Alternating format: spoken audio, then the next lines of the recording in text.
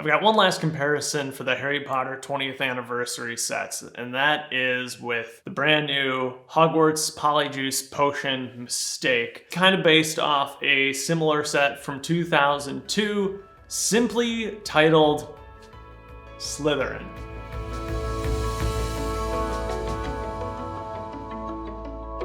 So let's take a look at the new set first. This is set number 76386, Hogwarts Polyjuice Potion Mistake. So this is currently available pretty much anywhere for $19.99 in the US. We've got 3 minifigures, Goyle/Harry, Crabbe/Ron, Cat Hermione. So these are super awesome figures because these are the first time we are getting Crabbe and Goyle in flesh tones. And this is the first time we are getting Cat Hermione with a brand new cat mask mold, which is pretty awesome. So these are all super desirable minifigures in a very affordable set. It's the cheapest set of the wave. This set is designed to connect to the other sets of this wave and fits on a 8x16 base plate. This actually integrates with the Chamber of Secrets in that you can access the chamber through the sink here. The setting for this kit is the closed girls' bathroom where Hermione cooks up the Polyjuice Potion. This is actually a really, really good looking set. To get this for 20 bucks is super awesome. I love the angled sink. It's really great.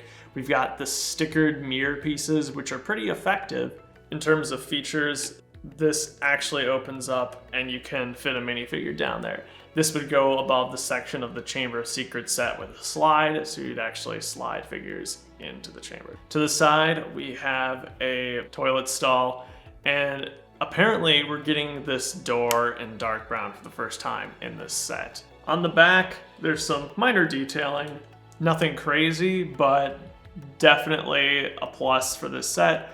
I think the sand blue flooring was especially generous. Getting some of those pieces in sand blue is really awesome. They are not common at all. In terms of side builds, we have a cauldron with all that's in there is a spoon, and then we have 2 additional potions. On the other side, this kit has a completely different approach with the setting taking place in the Slytherin common room. So this is really the only time that we've had a somewhat fleshed out version of the Slytherin common room. And it's really terrifying. It looks like a dungeon, which is so funny.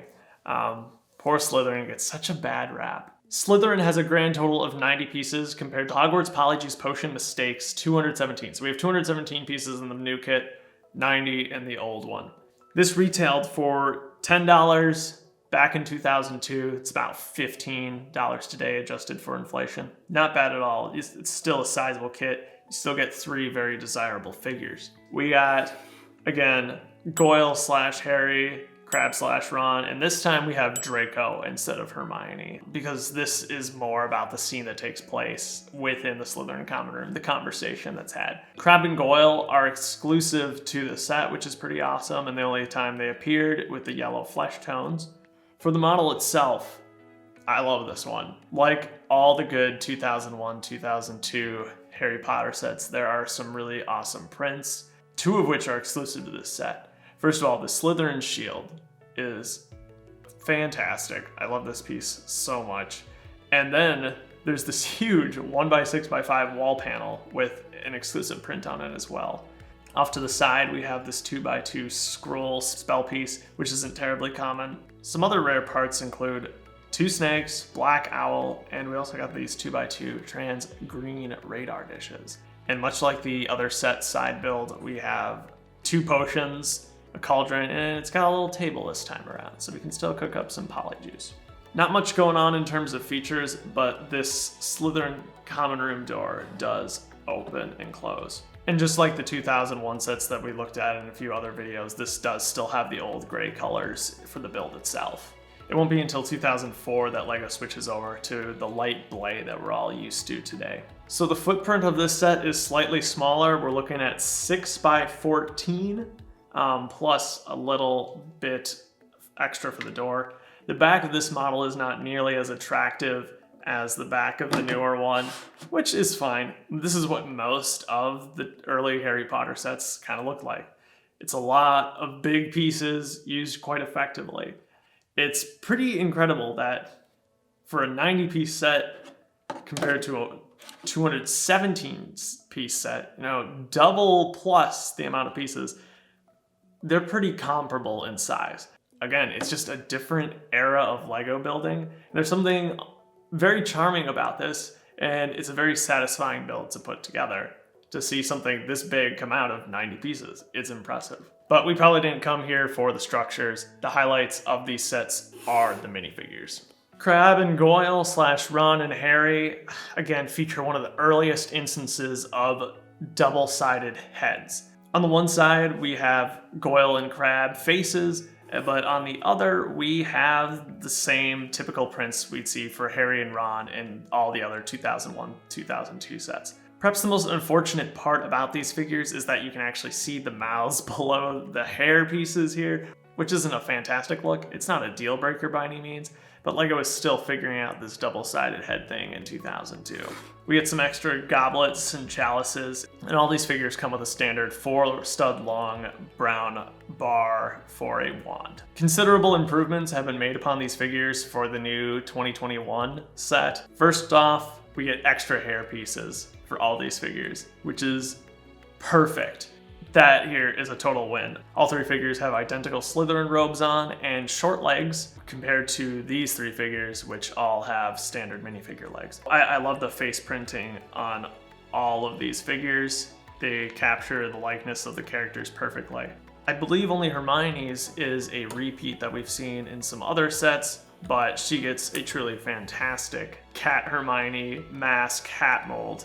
She also has one of the coolest items included in the set, which is that repurposed butterbeer bottle, now holding some Polyjuice Potion in it. I can't wait to see this piece come out in even more colors in the future. A purple one, a pink one. There's a lot of potential there. It's really, really cool. Their alternate prints are pretty great. The faces that Harry and Ron are making are priceless and perfect for their characters. And unlike the 2002 version, their hair actually covers the face printing on the back of the head. These are two fantastic kits. This kit works so well for what it is. It was a great price point at $10. Features 2 exclusive prints, 2 exclusive minifigures, and features other fun and desirable pieces like the animals. I think this set does a lot to improve upon, especially the minifigures, which would be expected in a 19-year gap. These are the first Crabbe and Goyle we've seen since this set in 2002, which is pretty crazy. I don't know if we'll ever see them again. So it's great to get them, and I love the comical look that they've gone for with these new minifigures and their printing. It's really fun. The fact that this set integrates to other sets of this wave is great. This one didn't do so much of that. I think it can stack upon the Troll in the Bathroom set from 2002 with some heavy modification. But however, I think this looks better as a standalone model than if you were just to add this. This is a box, this has some more interesting shape. So that's that. From what I can tell, this set is not too bad to pick up on the aftermarket. I did have to buy new faces for Crabbe and Goyle, and it probably cost me $2, $1 for each head, which is pretty fantastic considering that they are exclusive to the set, so that worked out pretty well. Thank you so much for watching. I hope you've enjoyed these 20th anniversary comparison videos. I'll definitely be looking at more of the 2001-2002 Harry Potter sets. There's a lot of hidden gems back there, and there's a lot of great new stuff coming out too. Until next time, peace and chicken grease, my friends.